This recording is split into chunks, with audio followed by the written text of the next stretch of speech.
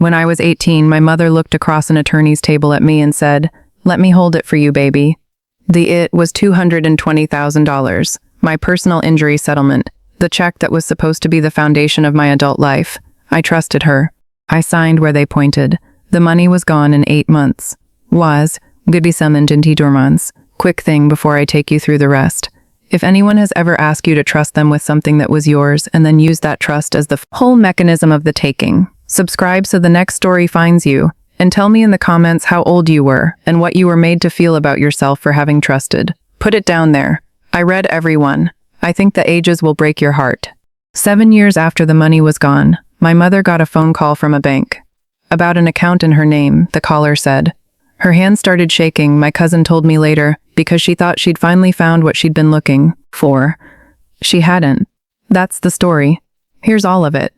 My name is Simone Garrett, and I grew up in Detroit, and at 18 I was supposed to have a foundation. Instead I had a lesson. The kind that costs everything, and that nobody would choose, but that teaches you, whether you want to be taught or not. The hotel front desk job was the first one. Nights and weekends while I did community college in the days. I was good at it, which surprised me at first, because I had spent most of my life being described as the quiet one, the sensitive one, the one who might struggle with things that required toughness. It turns out the quiet, sensitive one is extremely effective at reading people, managing difficult situations, and keeping her own feelings off her face for extended periods of time, which is more or less the complete job description of a hotel front desk at midnight. I learned how to diffuse a person who had been waiting 4 hours for their room. I learned how to smile steadily at someone who was being unreasonable, and I learned this so well that it stopped costing me anything. It just became a skill, and that skill has been useful in rooms far more important than a hotel lobby. Yearman, I moved up, got a second job, got a third. Kept going to school because the degree was the credential that would get me into rooms I couldn't otherwise enter, and I needed to enter different rooms. By 22, I was doing the work at community college during the days and hotel nights on the weekends, and I was tired in a way that had become structural, part of my basic operating conditions. And I had decided that tired was fine. Tired was temporary. Tired was the cost of the foundation I was building with my own 2 hands because nobody else had. I chose accounting because I had developed a specific and personal interest in understanding exactly where money goes, and why, and whose fault it is when it disappears. I am not being glib about this. The theft of my settlement is a direct cause of my career, and I have made my peace with that, and I have even come to feel something like gratitude for it, because the version of me who had $220,000 at 18 would have made less interesting choices than the version who had nothing and had to understand every dollar. I understood, by the time I finished the degree, that what my mother had done was common in a way that did not make it less wrong. People who take money from people who trust them are rarely monsters. They are usually people who convinced themselves the money would come back, that the harm was temporary, that they would make it right before anyone fully understood what had happened. The harm is never temporary. The making it right rarely happens. Understanding the psychology of it took years. I am not saying I forgave it. I am saying I stopped treating it as a mystery, which was a different thing and a necessary one. I went to work at a financial firm at 23, junior and uncomfortable among people who had started from different floors and wore it easily. I was not comfortable. I was extremely intentional, because intentional was the only mode available to me, and intentional people in uncomfortable rooms learn faster than comfortable people in the same rooms, because discomfort is a relentless teacher when you let it teach you. By 25, I had moved up twice. By 27, I was managing a portfolio. By 28, I was the person junior staff came to with questions they didn't want to take to someone more senior, which is how you know the floor you built is solid. My mother and I were not estranged. We were something more complicated. In contact the way you are with someone you cannot fully trust but also cannot fully cut off, because she is the person who sat in that hospital for 11 nights, and that is also true, and both things live in the same body and the same relationship. We talked on the phone. We saw each other at holidays. She had never in 7 years apologized. I had never in 7 years stopped knowing what she had done. We moved around each other the way 2 people move around a large, true thing neither has found the language for, and the years accumulated in that unaddressed space the way clutter does, until it became simply the condition of the room. My grandmother is the whole reason the call happened, and I need to tell you about her first. When I was 17, a delivery Truck ran a red light and hit the car I was riding in. I spent 11 days in the hospital with 2 cracked ribs, a fractured wrist, and a concussion that still gives me headaches when I'm tired. My mother sat in that hospital for all 11 nights. She held my good hand while the doctors explained what the other one might never fully do again. She was the woman I loved most in the world, and when the settlement check arrived 6 weeks after my 18th birthday, I did not think twice about trusting her to hold it. The money was gone in 8 months. I'm not going to catalog every dollar, because I've spent enough years doing that math in the dark at 2 in the morning and it changes nothing. What I'll tell you is how I found out, because I want you to understand that the finding out is its own kind of damage, separate from the loss itself. It wasn't a confrontation. It wasn't dramatic. It was the accumulation of questions that stopped getting real answers. At 18, I didn't ask questions, because I had signed it over and she had promised to hold it, and I trusted the promise as the complete and sufficient truth. At 19, I started asking, where is it being held? What has been invested? Can I have a statement? Can we talk about what the plan is for it? And the answers got smaller each time, and vaguer, and more apologetic in tone, without quite apologizing for anything specific. And I told myself that money was complicated and she was managing it, and I was too, anxious about it, and I needed to trust her. And I kept telling myself that until the Sunday afternoon when I was 20, and I pressed harder than I ever had, and she sat down, and she told me. She told me in pieces.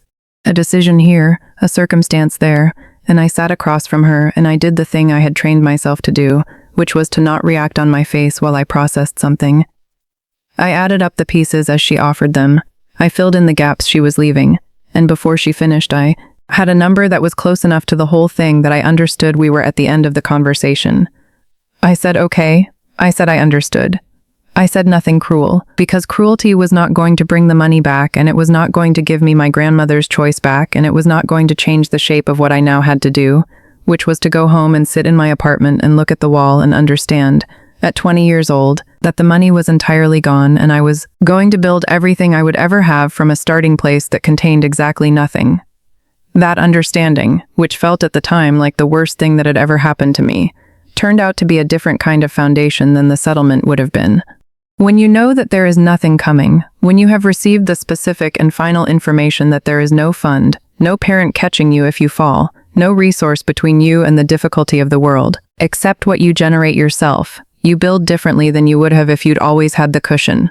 You build like the thing has to stand on its own, because there is nothing underneath it if it doesn't, and that knowledge, as much as it costs, produces a kind of person that the cushioned version of you might never have become. My grandmother, my mother's mother, whose name was Evelyn, was the person in my life who saw me most clearly. She was a small woman with large opinions and a habit of pressing folded bills into my hand when she thought nobody was watching. Bills that appeared from a cardigan pocket or the inside of a birthday card. Money that was always just enough to matter, and always delivered in the particular way of a person who didn't want to make a scene of the giving. The kind of grandmother who fed you before you said you were hungry, who listened when you talked instead of waiting for her own turn, who told you the uncomfortable truth about yourself because she thought you deserved to know it. She had a way of saying a person's name with a full stop at the end of it, Simone. That meant she was paying complete attention, and you had better be too. I loved her in the specific and irreplaceable way you love the person who sees you clearly. Not the you might become, or the you should be. The actual you, the one you are right now, the one that sometimes embarrasses you, still seen and still chosen. She had watched what happened with the settlement from a particular and painful angle, the angle of a mother watching her own daughter do something she knew was wrong, and being unable to stop it without burning the whole family structure down, which is the impossible position that decent people in complicated families get stuck in again and again. She told me once, near the end of her life, that she was sorry she hadn't said more at the time. We were sitting in her kitchen, at the small table by the window, the one where she'd taught me to play cards when I was 6, and she looked at me and said it directly, the way she always did direct things, and I told her she couldn't have changed it. She said maybe. She looked out the window. She didn't look convinced, and I think she was right not to be, and I think what she did instead of saying more out loud was to go and find another way. My grandmother died when I was 23, 4 years after the settlement money was gone. She left me a complicated grief and a specific amount of cash that had already been placed in my hands before my mother knew the paperwork was moving, which I believe was not an accident. She was a careful woman. She had thought about it. What I did not know, until the phone call 7 years after the settlement, was that she had also done something else. Something she had been doing for years, something that was waiting for me in a drawer I had not fully opened. Years before she died, my grandmother had opened a savings account, in my name. Only my name, with herself as the designated contact. She had been depositing money into it for years, from her own savings, from the decades of careful living that my mother had always found a little embarrassing, the coupons and the senior discounts and the habit of never buying anything that was merely a want, and the deliberate pace of a woman who had survived difficult decades by knowing exactly where every dollar was. It wasn't a fortune in the way that word usually means. It was the fortune of a woman who understood that small amounts, set aside consistently over time with discipline and intention, become something real. It was the accumulated proof that my grandmother had decided, without drama and without announcement, that she was going to do what she could do. She couldn't give me the settlement back. She couldn't undo what her daughter had done. But she could open an account, and she could add to it, and she could name me as the sole owner, and she could tell absolutely no one, and that was within her power, and so she did it. She had told no one, not my mother, not my aunts, not me, because she understood, with the clear-eyed pragmatism of a woman who had spent her life watching other people manage money badly, that the account was only safe if the person who might drain it did not know it existed. She did not trust her daughter with this knowledge. She had watched the settlement. She had made her conclusion. The conclusion was kept in a bank, in my name, and added to regularly, and never mentioned at a single family dinner. When Evelyn died, the contact information on the account became inactive, but the account remained mine, sole owner, exactly as she had set it up. The bank began sending statements to my address, the address they had on file for me as the account holder. Those statements had been arriving at my apartment for 4 years. I had filed them without fully opening them. I was 23 and grieving, and I assumed they were administrative remnants of the small direct bequest she'd made me, which I had already accounted for. I had a drawer. The statements went into the drawer. 4 years passed. I did not open the drawer often. I did not know the account existed. I did not know what was in it. I did not know, for 4 years after my grandmother's death, that the woman who had pressed folded bills into my hand when nobody was looking had also been pressing folded bills into a savings account every month for years, building something for me in a silence so complete that it survived her. Now, here is how my mother found out there was something to find, and here is what happened when she did. In the years after my grandmother's death, my mother had been doing the kind of searching that some people do when a parent dies and they feel, in some place they would not name out loud, that there might be more than they were left. She had gone through Evelyn's papers, carefully, over time. She was looking, I think, for something she could not quite bring herself to say she was looking for, and she had found a reference, a notation, a savings account, in Simone's name, in a bank she recognized. She did not have the account number. She did not have the balance or the details. But she had enough to walk into that bank and ask questions. She presented herself with the vague authority of a grieving family member helping settle the estate of the deceased contact. She did not lie outright. She implied a standing that was not quite the standing she had. She asked what the account contained, and how it could be accessed, and whether the bank could provide any information about the current status of the account. She said her name. She gave them a number to call. The bank did what a responsible bank does with an inquiry like that. They told her they could not discuss an account that belonged to another living person. They did not tell her the balance. They did not tell her anything useful. But they did take her contact information, because she had asked to be kept informed. And then they did the one thing she had not planned for. They called me. They called the actual account holder. They told me there had been an inquiry from another party and asked how I would like to proceed. My grandmother had built the account so that it could only be accessed by the right person. The bank, doing its job correctly, had ensured the right person was the first one called. Evelyn had not needed to anticipate every scenario. She had only needed to put the right name on the account, and the name had done the rest. Neum had cranam malm. The call came on a Tuesday in March. I was at my desk at the financial firm, in the middle of reviewing a quarterly statement that had nothing interesting in it, when my cell phone rang with a number I didn't recognize. The woman introduced herself, gave me the bank's name, and said they were reaching out regarding a savings account registered in my name. They had received an inquiry from another party, she said, carefully, professionally, and wanted to verify directly with me how I would like to proceed with the account going forward. I asked her which account. She gave me the account number. I wrote it down on the corner of the quarterly statement, because that is what I was holding. I did not recognize the number, which meant this was not an account I had opened.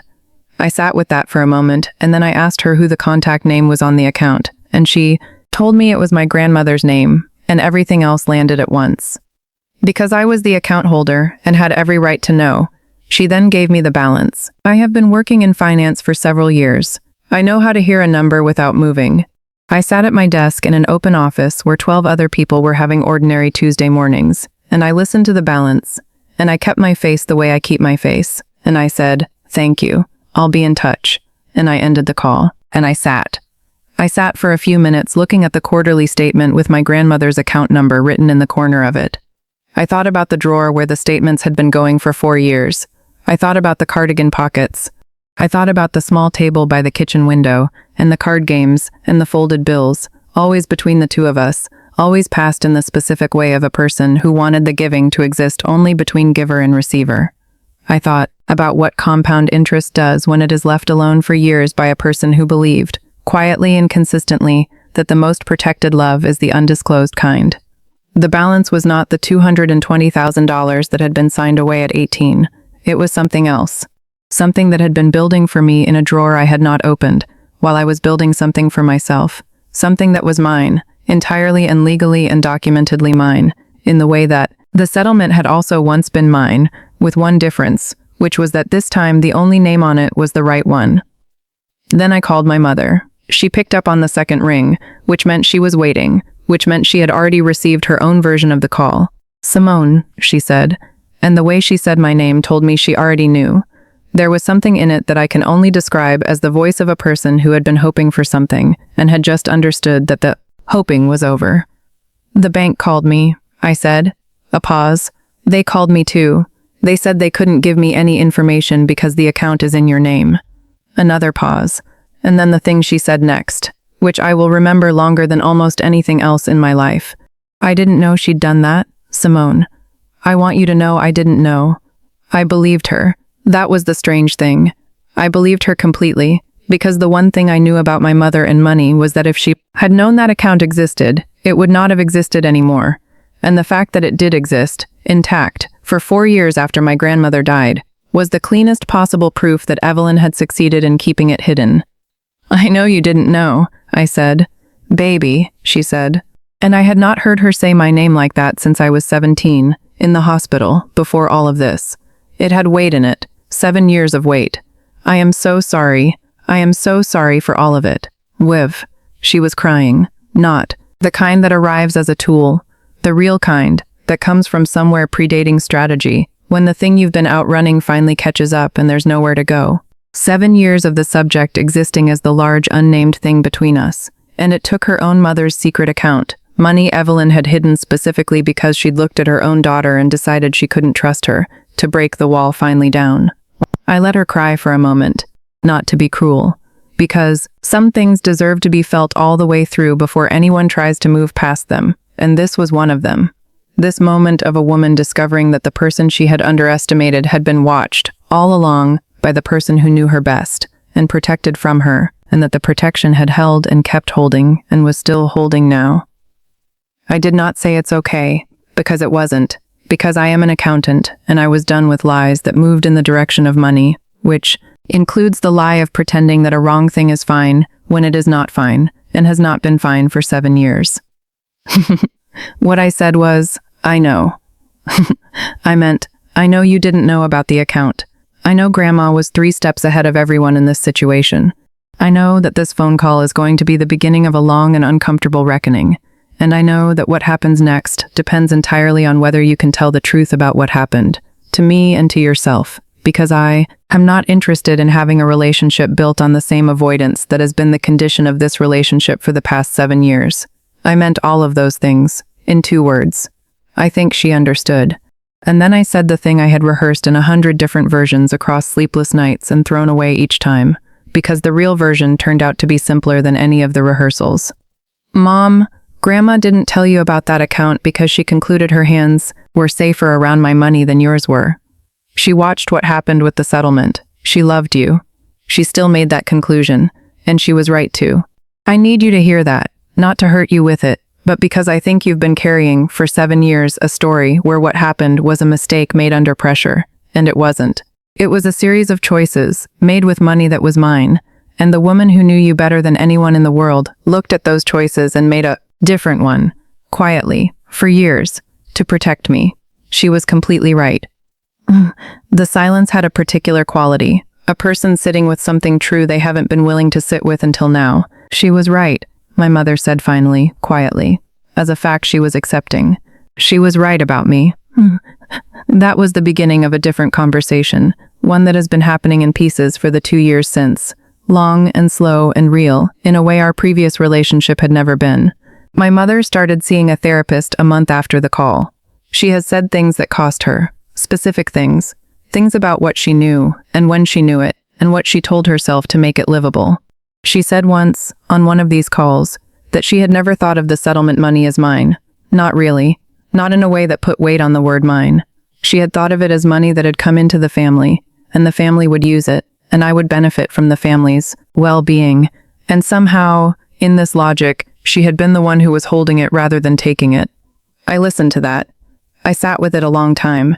It is the most useful thing she has ever said to me about it, because it explained more than any apology, because it told me the shape of the thinking, the specific place where the line between hers and mine had been erased in her mind. And once I understood the shape of it, I could stop wondering whether she had been calculating or simply missing something. She had been missing something. The missing had still cost me everything. Both of those things are true. We are not fixed. There is no such thing as fixed when the original thing was this particular kind of damage. There is the ongoing work of two people trying to be honest with each other after honesty was broken. And that work is slow and imperfect and circles back on itself. And sometimes I have to repeat something I have already said. And sometimes she has to hear it again. And that is simply what it is. What we have now is real in a way the silence never was. That is the most accurate thing I can say about where we are. What I will tell you is what I did with the account. My grandmother had built it for me, and I used it the way she would have wanted me to use it, which is to say carefully, toward something real, not toward anything that was about the years I had missed. Those years were gone. You cannot buy them back, and trying is a way of staying in the wound, rather than getting out of it. So I used it forward. I put a portion into my own retirement account because I am an accountant and I think about compounding the way other people think about the weather. I put a portion into a small index fund I had been watching for a year and believed in. And I put a specific amount, chosen carefully and deliberately, into a college fund for my cousin Maya's daughter, who is 7 years old and whose grandmother, my mother, has already made noises about setting something aside for her one day. I set it up in the child's name only, sole owner, with me as the sole contact. I told nobody in the family the account existed, let alone the amount. I did not announce it. I did not frame it as a lesson to my mother about trust, or a symbolic correction of what happened to me. I just went to a bank, opened an account, put money in it, named the right person, and came home. It is possible that Maya will grow up, and my mother will never once attempt to access that account, because she has changed in real ways in the past 2 years, is doing actual work in therapy, and it is possible that the account will simply be there for Maya when she needs it, clean and whole, and none of this protection will ever be tested. It is also possible it will be tested, and it will hold, because I built it to hold, and I put the right name on it, and the right name does the work whether or not anyone is watching. Either way, I learned from the best. I think about Evelyn, about the specific quality of patience it takes to do what she did. Not patience in the abstract, patience as an active, ongoing, daily commitment. Going to the bank, making the deposit, keeping the secret. Not for a year, not for a month, for years. She had to have known she might not live to see the thing she was building handed over. She had to have made peace with the possibility that I might not find it, or might not find it in time, or might find it and not understand what it meant.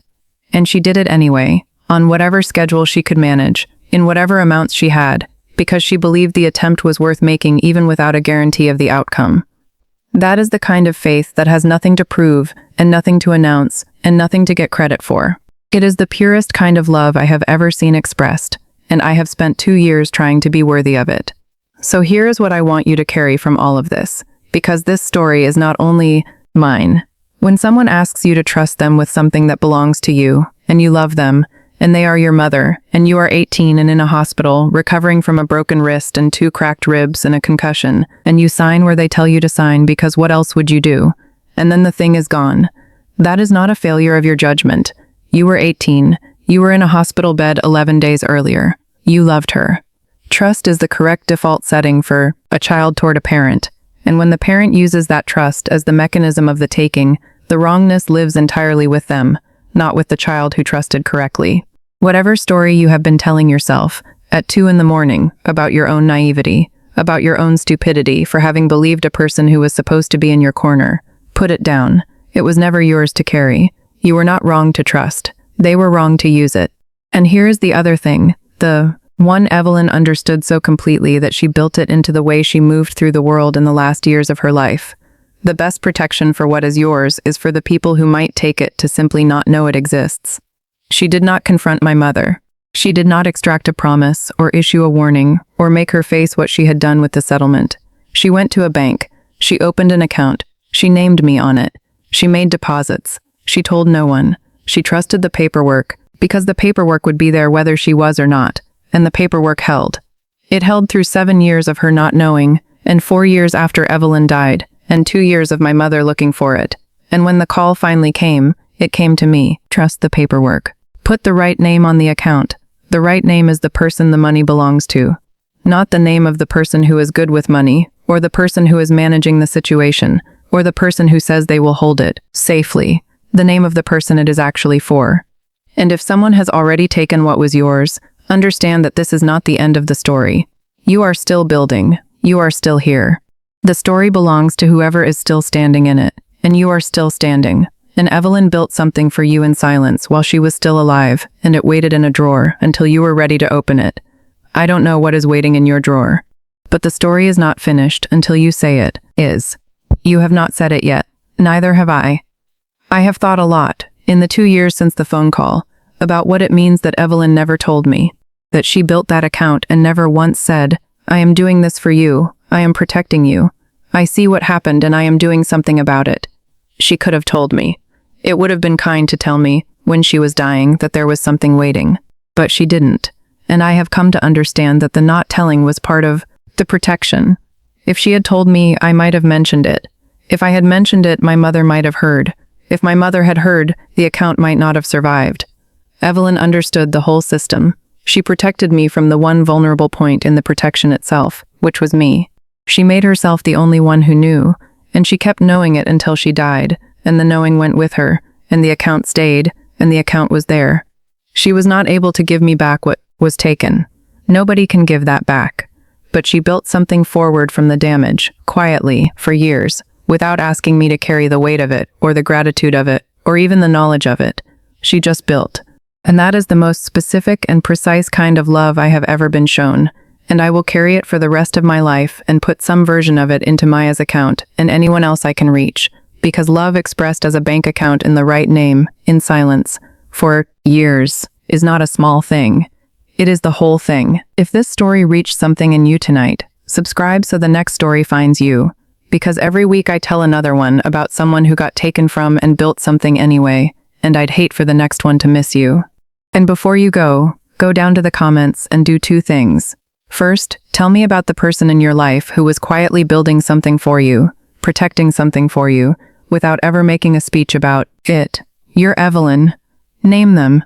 Let's give those people the recognition they were too careful and too good to ask for while they were here.